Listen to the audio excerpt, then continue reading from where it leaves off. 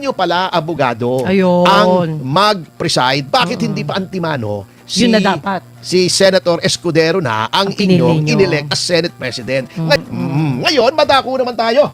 Dito sa impeachment, nanood ka ba, Manang Jubes? Opo, syempre. Anong impression mo dun sa unang araw, kahapon? Medyo, kala mo kasali ako dun, tensyonado ako eh. Bakit naman? Kasi hindi ko kilala yung mga abogado ng ating BP Sara. Pero matitindi. Matitindi ang dating nila. Alam nyo, medyo bata pa ho sila, pero ang dating nila matitindi. May dating kasi ang ganda nila magpakilala at magpaliwanag. Ayun. Yun. At anyway, alam nyo, eto lang, although sa tingin ko naman ay parehas. Opo. Si Senator Chis Escudero na siyang hinirang bilang presiding officer ng Senado para sa bilang isang impeachment court. May mga tao na nagke-question po ng pagtatalaga ng isang presiding officer other than the Senate President. Yun ang mabigat dito. At sabi po nga nila, maaring ito ay magresulta ng pang-invalidate ng itong impeachment proceedings na ayaw naman natin kasi baka sabihin na naman nila technicality, etc. Kanya lang parang sila na rin ang gumagawa ng sarili nilang bato na ipupukpok sa kanilang ulo eh. Ha? Yeah. Kita mo ha? Di ba noon, mag-rewind tayo. May rewind pa ba ngayon? Wala nang rewind kasi kasi hindi na siya Betamax or VHS eh, di ba? Na nagre-rewind o cassette, di ba? O streaming na ngayon eh. Yes. Okay. Throwback tayo. Throwback, Di ba yes. nung June 3, nagpalitan ng leadership ng Senado, di ba? Opo. Bago sinabi yung 12 daw ay quorum na. Okay. Then, pinalitan ng Senate President. Yes. Then, inamend nila yung rules ng impeachment. Sitting not as an impeachment court, but as the Senate. Sinabi nila, pwedeng maglagay ng presiding officer aside from the Senate President. Okay. Unang-una, kinwestiyon yan. Sabi, inamend nyo yung rules, sabi ni Senator Marcos, when you were just sitting as the Senate, as a legislature, hindi as an impeachment court. Okay. May puntos naman. Hindi ko sinasabing tama, hindi ko sinasabing mali, pero may point. Yes. Number 2, yun nga, etong kahapon, inelect na presiding officer, si Chis Escudero. Ang akin lamang, gusto pala ng majority, kasi naging 30 na sila, di ba? Opo. Naging 30 na sila, so wala namang question na majority na. Opo. You need 13 to elect a Senate President. Completed na sila. Kung completed na, okay. Yun pala ang gusto nyo ang mag-preside sa Senado doon sa impeachment court. Kasi alam nyo na naman at the time na naghalal kayo ng Senate President na magkakaroon ng impeachment. Alam nyo na, di ba? Si SP Cayetano pa Opo. ang nakaupo. Dumating na yung taga-House at tinransmit na yung articles of impeachment, di ba? Yes. Habang nagkakagulo, di ba? Opo. O, di alam nyo na magkaka-impeachment. Gusto nyo pala, abogado, Ayun. ang mag-preside. Bakit hindi pa antimano Yun na dapat. si Senator Escudero na ang pinili inyong nyo. inelect as Senate President? Ngayon, unang-una, ito epekto ha. Ito ang unang-unang epekto na, well, this is the least of our worries. Yes. Kasi ang dami tuloy pumupuna. Ang dami-dami ha. Na bakit dalawa nakaupo? Parang kengkoy. Oo. Bago yung isa, wala namang ginagawa. Okay. Number 2, allowed ba yon? Ang tinuturo po ng majority ay yung sariling rules ng Senate. Okay.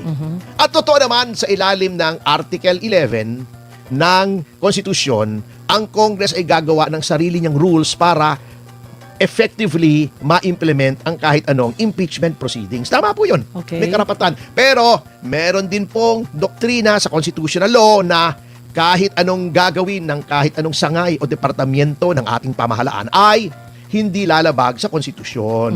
Anong nakalagay sa konstitusyon? Hoy, happy 1.5 thousand viewers ang aga naman. Hi, good Salamat morning, po sa guys. pagtitiwala. Oo. Thank you. Anong nakalagay sa konstitusyon, mga kasama? Nakalagay doon kapag may impeachment, yan ha, ang Pangulo ng Pilipinas ang nasasakdal o respondent o gustong i-convict o ina-impeach, ang punong mahistrado ng Korte Suprema ang magpipreside. Okay? Di ba? Oo. Yes. Wala pong question yun. Okay. Wala naman sa konstitusyon kung sino magpipreside pag hindi presidente. Yung CJ, by the way, na nagpe-preside, hindi bumuboto ha. Opo. Oo, presiding officer lang siya. At walang problema ron. CJ yun eh. Ibig sabihin siya yung pinakamagaling. na abogado rito sa ating bansa. Punong maestrado yun eh. O, walang question dyan. Okay. Pero paano pag hindi? Di ba noon, si CJ Corona, ang nag-preside ay si Juan Ponce Enrile as Senate President. Yes. Ang question, maaari ba na hindi Senate President ang mag-preside? Hindi. Pwede bang pumili ang Senado ng ibang presiding officer? Yun ang question. Simple lang. Anong sabi ng majority? Pwede daw kasi under Article 11, pwedeng mag-promulgate ng rules ang Congress for the effective implementation ng impeachment. Okay. Pero anong sabi ng konstitusyon? Sapagkat kahit anong rules ng Senate, hindi rin pwedeng kumontra sa konstitusyon. Oo. So silent.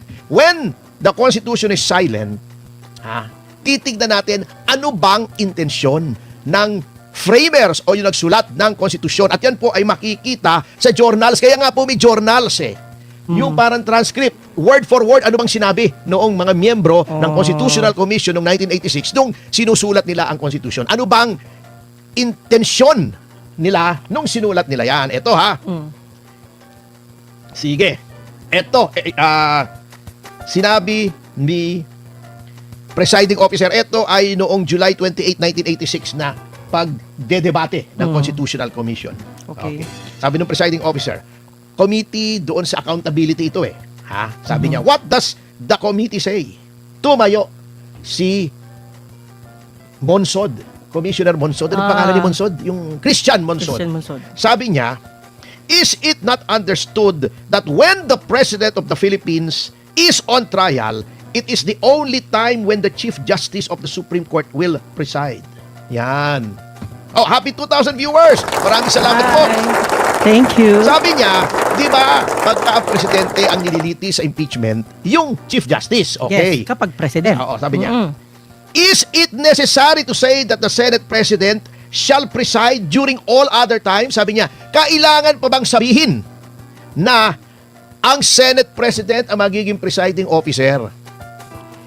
Pagka hindi na presidente, Matik basta na any of the impeachable officers, Vice President, Chief Justice and Justices of the Supreme Court, yung mga Okay. constitutional bodies, COA, COMELEC, yan Civil Service, okay.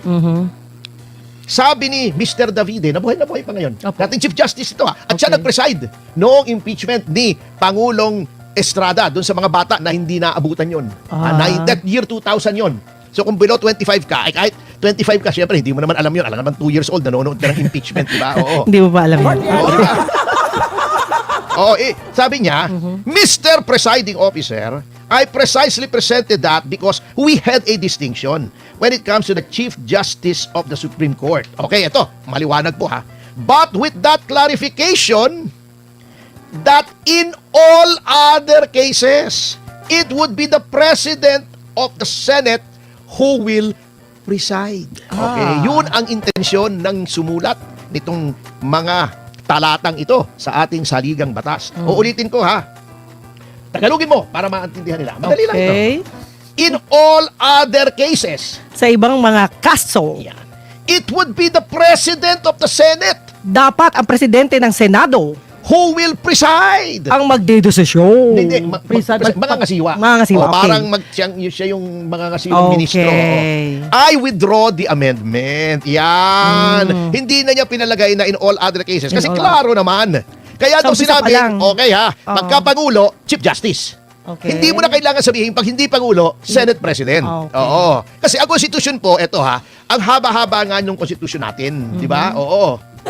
Ang haba, isa sa mga pinakamahabang konstitusyon sa buong mundo. Oo. Ang konstitusyon kasi Grabe. dapat succinct. Yung parang summary lang. Sa atin medyo mahaba. So siguro, sinasabi nila ang haba na nitong konstitusyon. Pinaiksi. I-pare down natin. Wag na nating masyadong pagkahabaan pa. Okay. Pero very clear. Uulitin ko. Para maintindihan Sabi na. Kaya palagay ko may puntos. At yun ang concern kasi po nila. But with that clarification that in all other cases, it would be the President of the Senate who will preside. Yun ang kagustuhan ng saligang batas. Ang Ayan. saligang batas na niratipika ng karamihan ng Pilipino noong 1987. Ayun, matik na yun dapat. Hindi po pwedeng kontrahin yan ng kahit anong rules ng Ayun. Senado.